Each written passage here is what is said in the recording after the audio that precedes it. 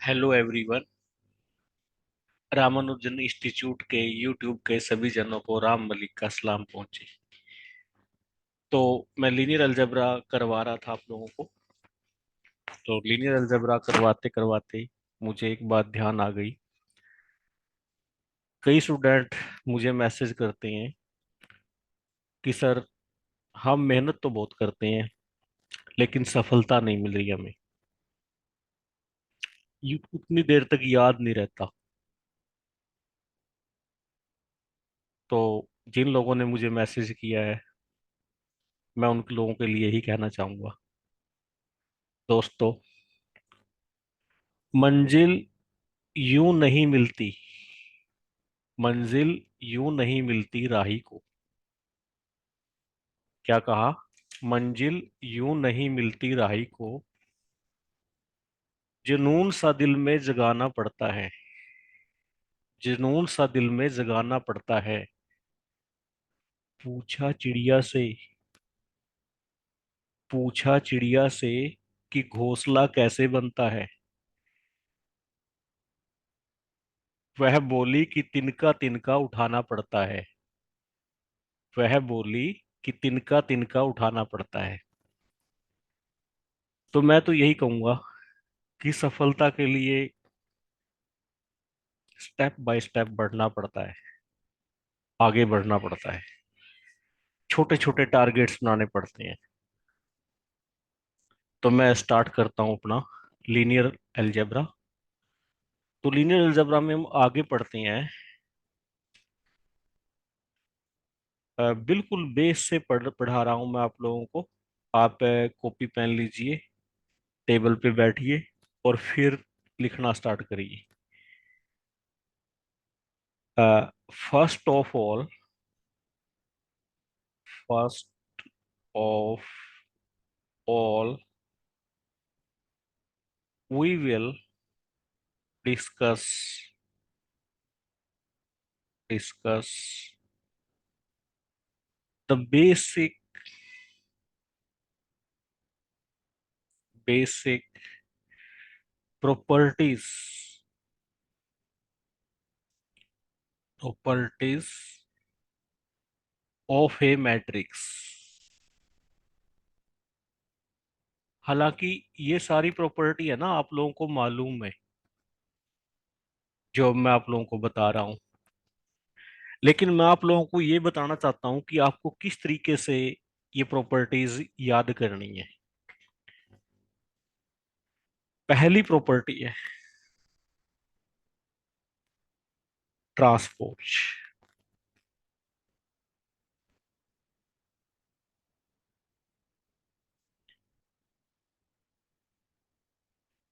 Transpose की notation सबको मालूम है। कई बुक लिखती हैं ए, ऊपर स्मॉल टी लगा देती हैं मैट्रिक्स के ऊपर। कई बुक क्या करती हैं, ए डैश लगा देती हैं।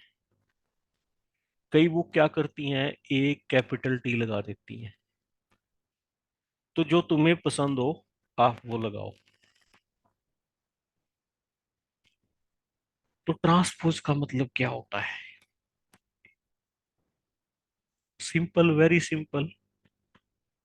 Transpose of A matrix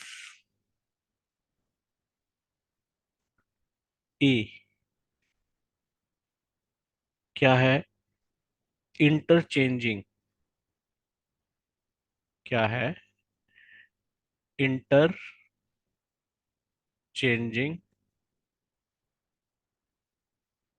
of rose and columns, columns of A matrix, of A matrix is known as, is known as transpose of that matrix, transpose of that matrix। आप कहोगे sir ये तो हमें पता है, मैं मानता हूं आपको पता है। फिर आप ये कहेंगे कि सर आप फिर ये क्यों पढ़ा रही हैं। मैं कहूंगा कि आप लोगों को मैं एक सिस्टमेटिक वे देना चाहता हूँ स्टडी का। आप देखना, you will feel enjoy. For example, मैं एक एग्जाम्पल लेता हूँ।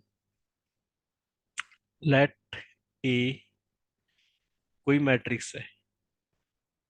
जब मैं मैट्रिक्स की बात करता हूँ तो यहाँ कॉम्प्लेक्स मैट्रिक्स है। मैंने यहाँ 1 2 3 लिखा, यहाँ 1 + i लिखा, यहाँ -1 लिखा, यहाँ 0 लिख दिया। ये 2 by 3 की मैट्रिक्स है कोई। इसमें 2 रो है, 3 कॉलम है। जब भी मैं मैट्रिक्स की बात करता हूँ आपने समझना है कॉम्प्लेक्स मैट्रिक्स है। तो मैं इसका ट्रांसपोज लेता हूँ। सभी लोग जानते हैं ट्रांसपोज बनेगा 1 2 3, 1 + i -1 0। That will order will be 3 × 2। अगर मैं इसका ट्रांसपोज का अगेन ट्रांसपोज ले दूं तो क्या आएगा? That will be 2 × 3 matrix. First row will become first column, second row will become second column, and last row become last column। तो ए का डबल ट्रांसपोज ए के इक्वल आता है। तो ये एक प्रॉपर्टी होती है ट्रांसपोज की। तो अगर हम ए के ऊपर 2 बार ट्रांसपोज मारे तो ए के इक्वल आता है। तो ट्रांसपोज सबको समझ में आ गया होगा। अब मैं चलता हूं कॉन्जुगेट, कि मैट्रिक्स का आप कॉन्जुगेट कैसे निकालते हैं। जो सेकंड प्रॉपर्टी है वो है कॉन्जुगेट के ऊपर, कि कोई मैट्रिक्स दे रखी है आप उसका कॉन्जुगेट कैसे निकालते हैं। कॉन्जुगेट तो हम कॉम्प्लेक्स नंबर में पढ़ते हैं, हाँ बिल्कुल पढ़ते हैं, क्योंकि मैट्रिक्स भी तो हमारी कॉम्प्लेक्स मैट्रिक्स है। लेट ए इक्वल टू ए आई जे, किसी भी ऑर्डर की हो सकती है, जरूर नहीं कि स्क्वायर हो। m × n be any complex matrix. वो कॉम्प्लेक्स लिखे ना लिखे आपने कॉम्प्लेक्स समझना है। अगर वो बी एनी मैट्रिक्स लिख देता है तो भी कॉम्प्लेक्स मैट्रिक्स है ही। दैट इज, कॉम्प्लेक्स मैट्रिक्स का मतलब क्या है? जो इसकी एंट्री है वो क्या है, सी से है, ये मतलब है। अब मैं लिख रहा हूं ए कॉन्जुगेट, पढ़ते कैसे है इसको? पढ़ते हैं कॉन्जुगेट ऑफ मैट्रिक्स ए। कोई मैट्रिक्स ए है उसका कॉन्जुगेट। जैसे आप कॉम्प्लेक्स नंबर में पढ़ते हैं, तो अगर आप लोग है कॉन्जुगेट के ऊपर अच्छा स्टडी करना चाहते हैं, प्ले लिस्ट में जाइए रामानुज इंस्टीट्यूट की, उसमें कॉम्प्लेक्स एनालिसिस पूरा पेपर एक्सप्लेन किया हुआ है। तो उसमें टॉपिक मिल जाएगा आपको कॉन्जुगेट। तो कॉन्जुगेट के ऊपर पूरा समझाया गया है, वहां से देख लेना। फिलहाल हम करते हैं मैट्रिक्स का कॉन्जुगेट। मान लीजिए कोई मैट्रिक्स है हमारे पास ए, ये है 1 + 2i, 3 - 4i, 7i, 5 0 - 8i, -1 + 5i, -7, -1 - 3i। ये 3 × 3 की कोई मैट्रिक्स है। मैं ना इसका कॉन्जुगेट देखना चाहता हूँ। कॉन्जुगेट में ऑर्डर पे कोई फर्क नहीं पड़ेगा, वही ऑर्डर रहेगा। अगर ये 3 × 3 की है तो 3 × 3 की रहेगी, सिर्फ आई का साइन पलट जाएगा। तो 1 - 2i, क्योंकि कंजुगेट अंदर एलिमेंट पे एंटर कर जाएगा। -7i, 5, 0, 8i, -1 -5i, -7, -1 -3i, इसका हो जाएगा +3i। तो ये कॉन्जुगेट हो जाएगा। अगर मैं ना कॉन्जुगेट का दोबारा कॉन्जुगेट देखूं तो खुद मैट्रिक्स ए इटसेल्फ आ जाएगी। आप करके देखना। दोबारा कॉन्जुगेट देखूंगा, यहाँ 1 + 2i आ जाएगा, मैच करेगा। यहाँ 3 - 4i आ जाएगा, मैच करेगा। तो सारा मैच कर जाएगा। तो ये प्रॉपर्टी नंबर 2 है। पहली प्रॉपर्टी क्या थी? ट्रांसपोज। दूसरी प्रॉपर्टी क्या है? कॉन्जुगेट। तो हम ये सारी प्रॉपर्टी पढ़ेंगे। तीसरी प्रॉपर्टी, जो तीसरी प्रॉपर्टी है हमारी, थर्ड प्रॉपर्टी, वो है ट्रांसपोज्ड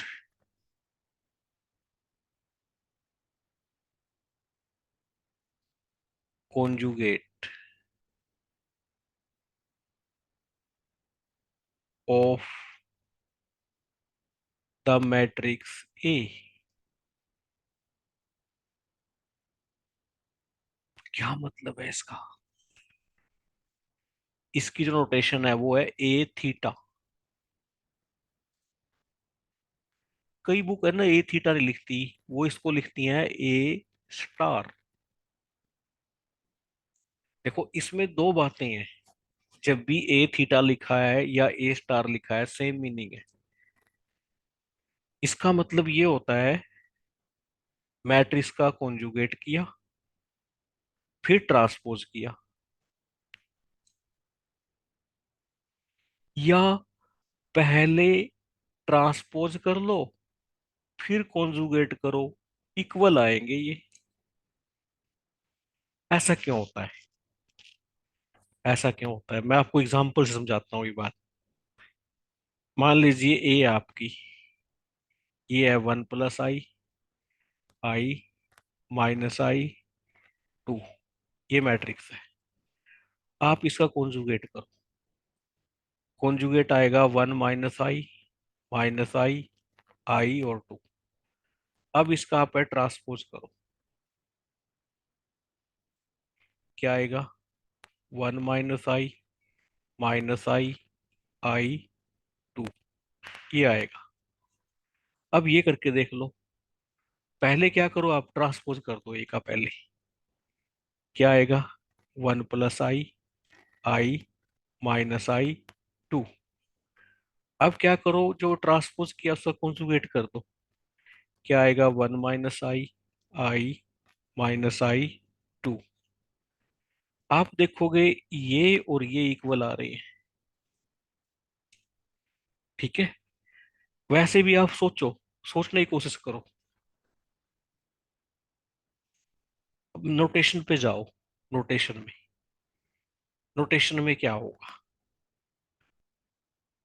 नोटेशन पे जाओ। ए कॉन्जुगेट का ट्रांसपोज, क्या मतलब है? ए i j कॉन्जुगेट का ट्रांसपोज। तो कैसे लिखा जाएगा ये? AJI कॉन्जुगेट, ऐसे लिखा जाएगा। और मैं लिखूं ए ट्रांसपोज फिर कॉन्जुगेट। ए ट्रांसपोज कैसे लिखा जाएगा? AJI और कॉन्जुगेट, मतलब AJI का कॉन्जुगेट, ऐसे लिखा जाएगा। इक्वल तो आएंगी ये। तो इसको हम क्या बोलते हैं? कई बुक कहती हैं ए थीटा लिख, कई कहती हैं ए स्टार लिख, सेम मीनिंग है। तो आपको चीजों को लॉजिकल वे में सीखना है, ऐसे ही नहीं, मतलब ऐसे ही चीजों को नहीं रटना है। बिल्कुल भी नहीं करना है ऐसा। अब जो हम फोर्थ प्रॉपर्टी पढ़ेंगे, फोर्थ प्रॉपर्टी हम जो पढ़ेंगे वो पढ़ेंगे एडज्वाइंट। एडज्वाइंट ऑफ ए। ये मेरा स्क्वायर मैट्रिक्स में होता है। Square matrix. जो बेसिक डेफिनेशन होती है वो क्या होती है? Adjoint A. जब भी आप निकालते हो वो निकालते हो को फैक्टर्स ऑफ ए और उनका ट्रांसपोज, ये होता है। मतलब सी आई जे, को फैक्टर सी आई जे, ऐसे ट्रांसपोज। क्योंकि ए आपकी मैट्रिक्स क्या है? ए आई जे है, ये मैट्रिक्स है एन बाई एन की। अब सी आई जे किस रूल से निकलते हैं? सी आई जे निकालने का रूल है -1 की पावर आई प्लस जे और एम आई जे। एम आई जे क्या कहलाते हैं? माइनस। ठीक है, देखो, -1 की आई प्लस जे है, +1 आएगा। अगर आई प्लस जे क्या है? इवन है। और ये आएगा -1 इफ आई प्लस जे क्या है? ओड है। मैं इसका बेनिफिट उठाऊंगा। जैसे मैं 2 बाय 2 की मैट्रिक्स की बात करता हूँ। 2 बाय 2 की मैट्रिक्स आपकी ए ऐसे होगी: A11, A12, A21, A22। ये होगी 2 बाय 2 की। ठीक है, जो माइनस आपको निकालने आते हैं, माइनस। लेकिन जो सी आई जे होंगे ना, सी आई जे, देखो, यहाँ M11 आएगा, यहाँ M12 आएगा, यहाँ M21 आएगा, यहाँ M22 आएगा। जो को फैक्टर होगा ना यहाँ पे, C11, जो C11 आएगा ना वो M11 के इक्वल आएगा। क्यों? क्योंकि फार्मूले से। जो C12 आएगा ना वो -M12 आएगा, क्योंकि फार्मूले से आई प्लस जे, 1 + 2 3 है ना। जो C21 है वो क्या आएगा? -M21 आएगा। और जो C22 आएगा वो M22 के इक्वल आएगा। ठीक है, इसलिए इसका ना एक शॉर्टकट बना है। 2 बाय 2 का मैं शॉर्टकट लिखवा देता हूँ माइनर निकालने का। Shortcut, shortcut method for finding adjoint of A 2 × 2 matrix.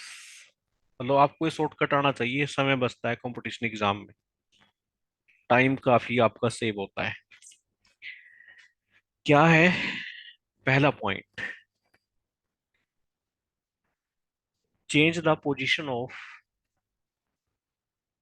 Change the position of diagonal elements.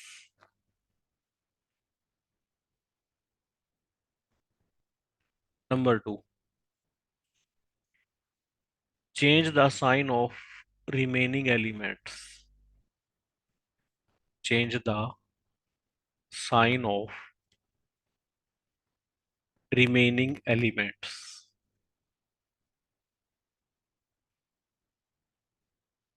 Example, A कोई मैट्रिक्स है, फॉर एग्जाम्पल ये है 1 4 -3 -2, 2 बाय 2 की है। मैं शॉर्टकट से एडजॉइंट निकालना चाहता हूँ, एडजॉइंट।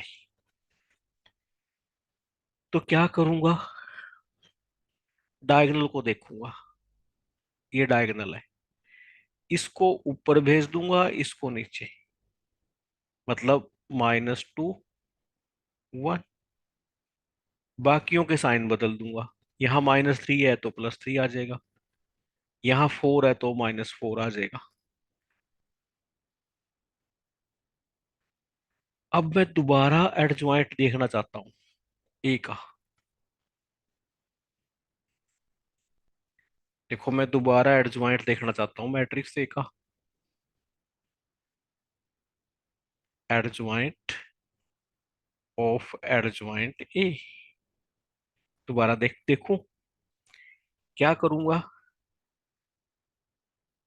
इनको ऊपर भेजूंगा, इसको नीचे, यानी कि 1 - 2, बाकियों के साइन पलट दूंगा, -3 और 4। तो ए के इक्वल आ गया। ये है ना 2 × 2 मैट्रिक्स में आता है, 3 × 3 में नहीं। तो adjoint of adjoint A equal to A matrix in case of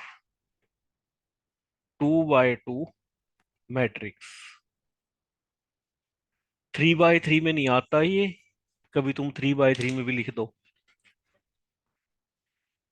तो मैं तभी तो कह रहा हूं आपको कि आपने चाहे कितना मर्जी पढ़ रखा हो, लेकिन बारीक पॉइंट है वो सीखिए आप यहाँ पर। जो की पॉइंट है वो सीख के चलिए।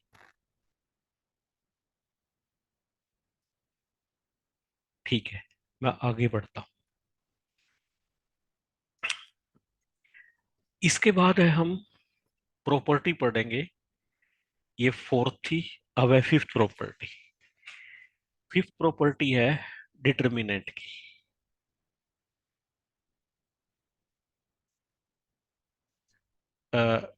डिटर्मिनेंट,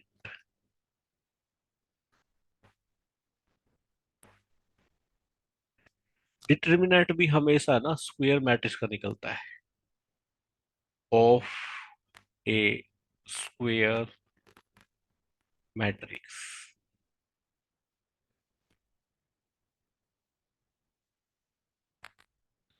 क्योंकि अगर आपकी मैट्रिक्स स्क्वायर नहीं है तो आप डिटर्मिनेंट नहीं फाइंड आउट कर सकते। डिटर्मिनेंट को लिखते कैसे हैं, ऐसे लिखते हैं, डिटर्मिनेंट ऑफ ए। कई ऑथर इसको ए के ऊपर न दो डंडे लगा देते हैं। ये मॉडल्स में भी यूज होता है, कार्डिनल टी ऑफ सेट में यूज होता है। ये क्या होता है, एक कॉम्प्लेक्स नंबर होता है। डिटर्मिनेंट क्या होता है, एक कॉम्प्लेक्स नंबर होता है।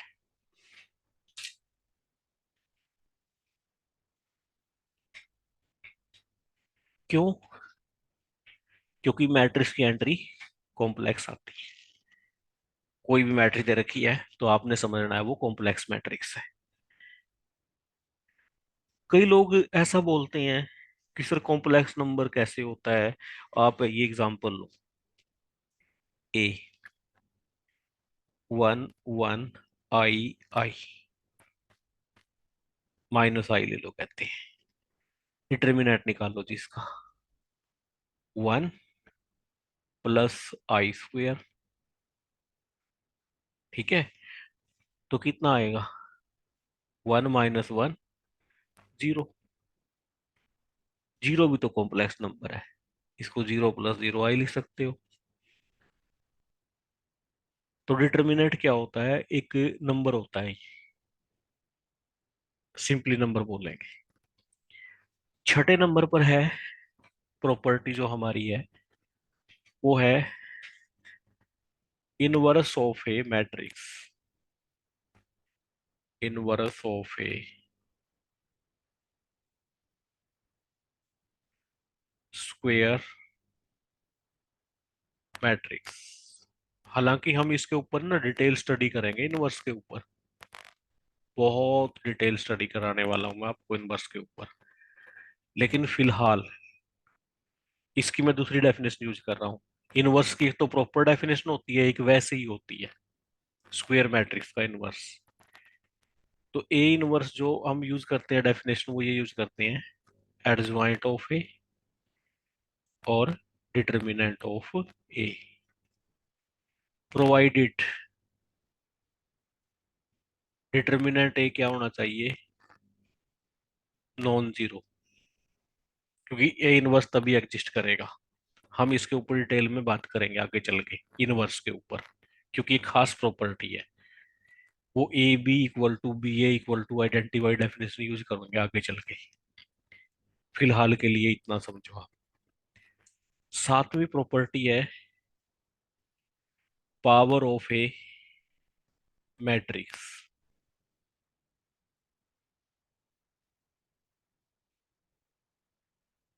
पावर ऑफ ए मैट्रिक्स मतलब A raise to power n. A raise to power n. Power में मल्टीप्लाई का ध्यान रखना पड़ता है, इसलिए हम क्या लेते हैं, ए को स्क्वायर मैट्रिक्स लेते हैं। मतलब हम ऐसे निकाल लेंगे ए की पावर वन, ए की पावर टू करेंगे जब ए इंटू ए करेंगे। जब मैं ए की थ्री करूंगा तो मैं ए स्क्वायर इंटू ए भी कर सकता हूँ, ए इंटू ए स्क्वायर भी कर सकता हूँ। सिमिलरली ए की फोर। ए इनवर्स मैंने सिखाई दिया है। मैंने ए इनवर्स की ए की माइनस टू करनी है, तो मैं ए इनवर्स की टू करूंगा। मुझे ए इनवर्स की ए इनवर्स की थ्री पावर करनी है, तो मैं ए इनवर्स की पावर थ्री करूंगा। ऐसे करता जाऊंगा करता जाऊंगा करता जाऊंगा। तो ये एक दो तीन चार पाँच छः सात, तो सात प्रॉपर्टी मैट्रिक्स की। तो ये सात की सात प्रॉपर्टी हम अप्लाई करके देखेंगे कुछ जगह पर। कुछ जगह पर कहाँ कहाँ पर, बहुत सारी हैं वो।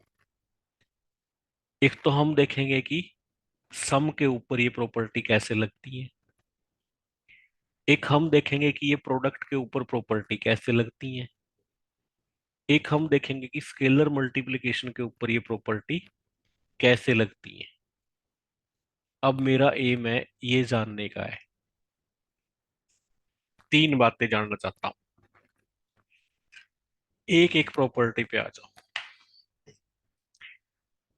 पहली प्रॉपर्टी हमने क्या पढ़ी थी, एडज्वाइंट। पहली प्रॉपर्टी पढ़ी थी मैंने ट्रांसपोज। ट्रांसपोज पढ़ी थी मैंने। तो मैं ये जानना चाहता हूं कि दो मैट्रिक्स के सम के ऊपर ट्रांसपोज है कैसे ओपन होगा। प्लस टू क्लास में हम इन क्वेश्चनों को वेरीफाई करते हैं। तो कैसे ओपन होगा, ये सीधा ओपन होगा। मैट्रिक्स की प्रोडक्ट पे कैसे ट्रांसपोज खुलेगा, फिर स्केलर मल्टीप्लिकेशन पे कैसे खुलेगा। ये तीन प्रॉपर्टी हम जानना चाहेंगे हर क्वेश्चन में, हर बात में। तो ये सीधा खुलता है यहाँ पर A transpose plus B transpose. यहाँ पर ये रिवर्सल लॉ से खुलता है, बी ट्रांसपोज ए ट्रांसपोज के। इसे बोलते हैं रिवर्सल लॉ। गैलियन बुक में लिखा भी है इसको। गैलियन बुक में क्या लिखा है, इसको है ना सोक शूज प्रॉब्लम बोला है। एब्स्ट्रैक्ट अलजेब्रा की बेस्ट बहुत अच्छी बुक है। उसने इसको शॉक शूज प्रॉब्लम्स नाम दिया है। शॉक शूज प्रॉब्लम का मतलब है, जब हम डालते हैं पहले शॉक्स डालते हैं फिर शूज डालते हैं, जब उतारते हैं उल्टा करते हैं, पहले शूज उतारते हैं फिर सॉक्स उतारते हैं। तो ये जनरल रूल भी है। तीन पे कैसे खुलेगा, वहां भी रिवर्सल लॉ से खुलेगा। मतलब C transpose, B transpose, A transpose. Scalar multiplication में स्केलर का कोई ट्रांसपोज होता ही नहीं, मैट्रिक्स मैट्रिक्स का होता है, के ए ट्रांसपोज ऐसे खुलता है। अब दूसरी प्रॉपर्टी हमने क्या पढ़ी थी, दूसरी प्रॉपर्टी पढ़ी थी हमने कॉन्जुगेट।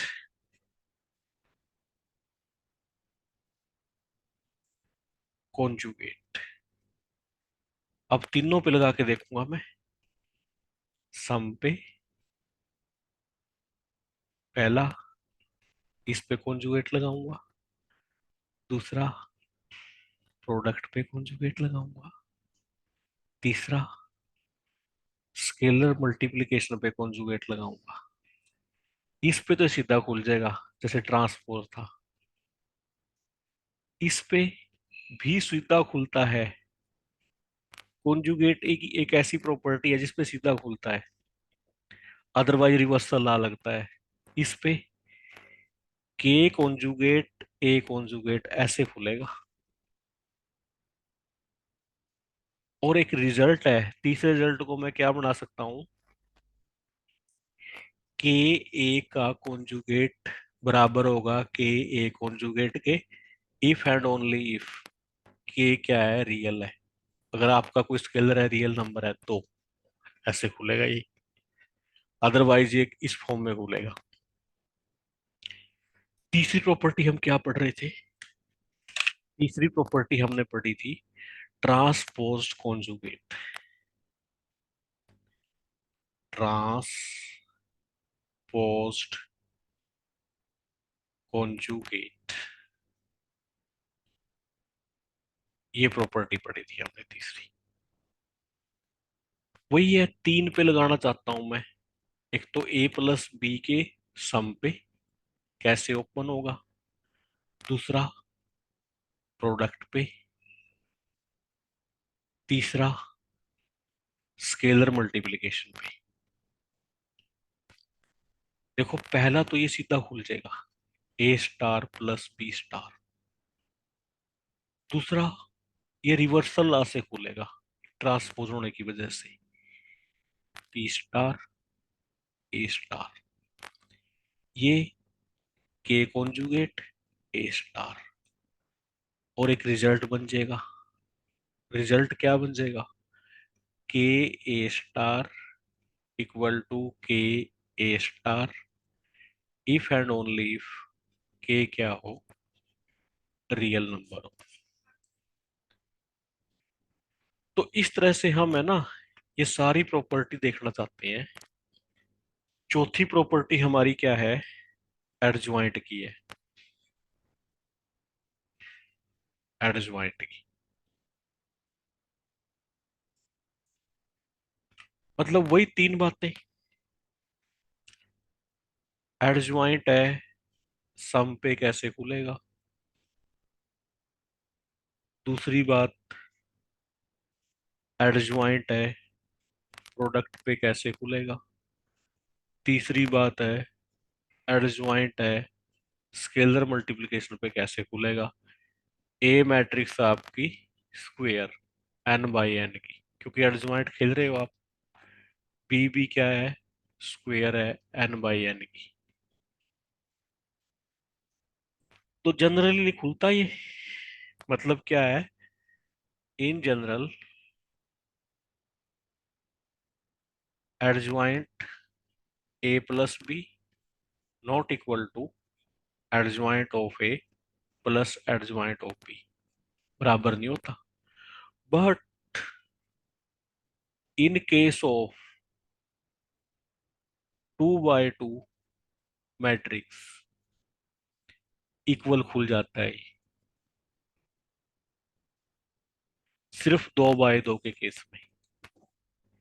प्रोडक्ट में कैसे खुलता है ये, रिवर्सल लॉ से, एडज्वाइंट बी आगे आएगा, फिर एडज्वाइंट ए आएगा। स्केलर मल्टीप्लिकेशन में के ऊपर पावर लगती है ऑर्डर से एक कम, यानी कि n-1 इंटू एडज्वाइंट ए। याद रखो, ऑर्डर से एक कम पावर। तो इस तरह से खुलेगा ये।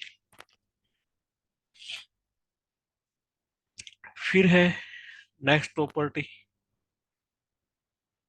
नेक्स्ट प्रॉपर्टी है, हमने कौन सी प्रॉपर्टी पढ़ी थी, फिफ्थ प्रॉपर्टी पढ़ी थी। फिफ्थ प्रॉपर्टी क्या पढ़ी थी हमने, determinant of A matrix, determinant of A matrix square होगी। पहली बात, डिटर्मिनेंट ए प्लस बी किसके बराबर होगा, डिटर्मिनेंट ए बी किसके बराबर होगा, डिटर्मिनेंट के इंटू ए किसके बराबर होगा, स्केलर से मल्टीप्लाई करते हैं। तो ये नहीं खुलता, जनरली इक्वल नहीं होता, पहली प्रॉपर्टी। ये सीधा खुल जाता है, क्योंकि डिटर्मिनेंट एक नंबर है, नंबर को म्यूट करते हैं। आप इसको आगे पीछे लिख सकते हो। क्यों? क्योंकि डिटर्मिनेंट एक कॉम्प्लेक्स नंबर है और नंबर आपस में कोम्यूट करते हैं। स्केलर कैसे खुलता है? के ऊपर लगता है ऑर्डर, एडजॉइंट में लगता था ऑर्डर से एक कम, डिटर्मिनेंट ऑफ ए। तो ये पांचवी प्रॉपर्टी है। तो ये आपको ना लगानी आनी चाहिए सभी में। मैं आपको याद करने के फंडे बता रहा हूँ कि आपको याद कैसे करनी है ये। छठी property, inverse of A matrix. A plus B का इनवर्स, ए बी का इनवर्स और के ए का इनवर्स। ये सीधा नहीं खुलता, बराबर नहीं होता। ये रिवर्सल लॉ से खुलता है। Provided A inverse B inverse exist, ये के ए इनवर्स सीधा खुलेगा, क्योंकि के इनवर्स ए इनवर्स ऐसे। Provided A inverse exist and k क्या हो, नॉन जीरो। ठीक है, तो ये इनवर्स पे थी। सातवीं प्रॉपर्टी थी पावर ऑफ ए मैट्रिक्स।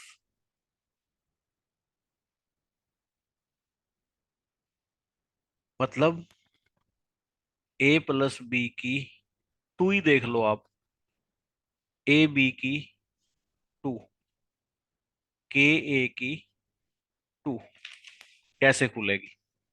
ये बराबर नहीं होती ए की टू बी की टू के प्लस बी की टू के।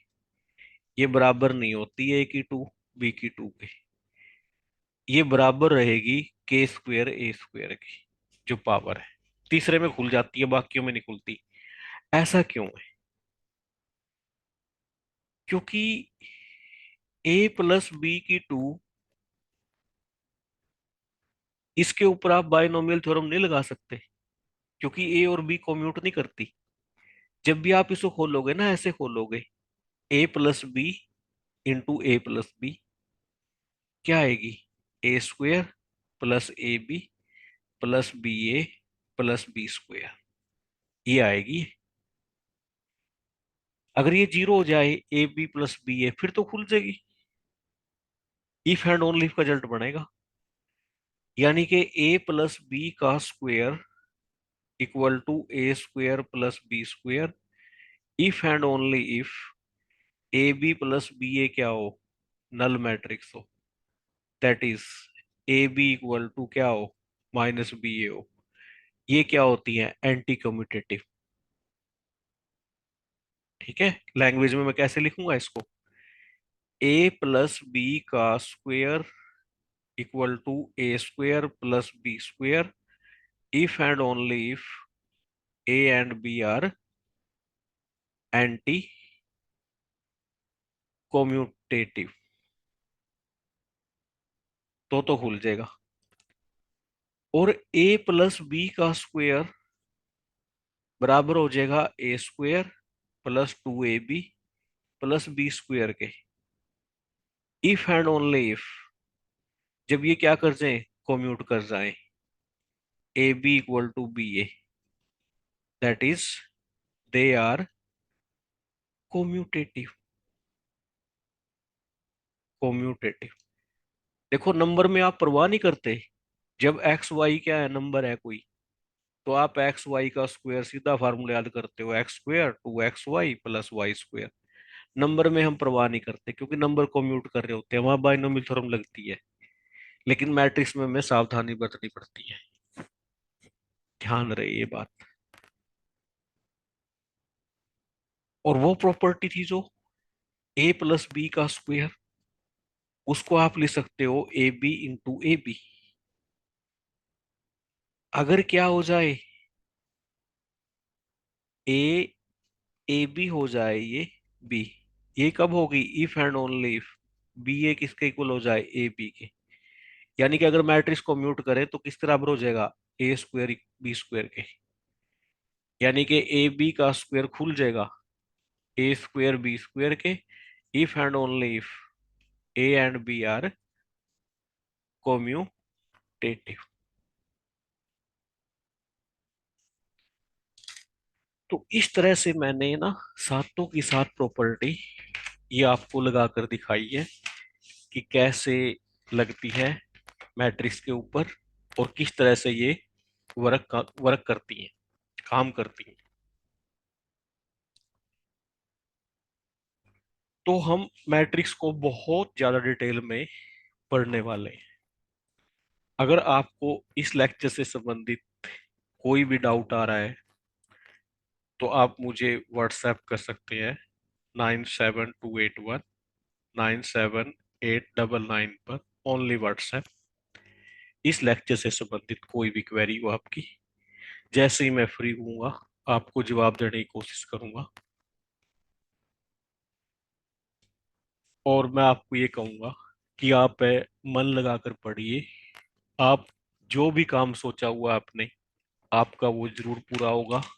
आप मेरे वीडियो को लाइक करिए, चैनल को सब्सक्राइब करिए, औरों को भी शेयर करिए ताकि सभी लोगों को इसका फायदा हो।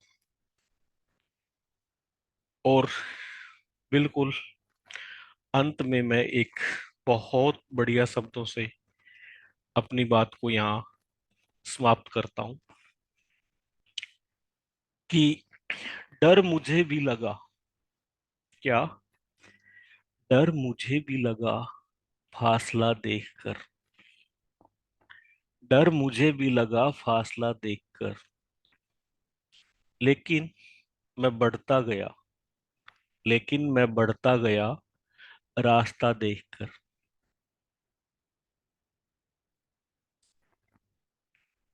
खुद ब खुद, खुद ब खुद मेरे नजदीक आती गई, क्या, खुद ब खुद मेरे नजदीक आती गई। मेरी मंजिल, मेरी मंजिल मेरा हौसला देखकर। आप हौसला रखिए, पॉजिटिव रहिए। मंजिल से आप कोई दूर नहीं है, मंजिल आपके सामने है, आपको अवश्य मिलेगी। Thank you very much.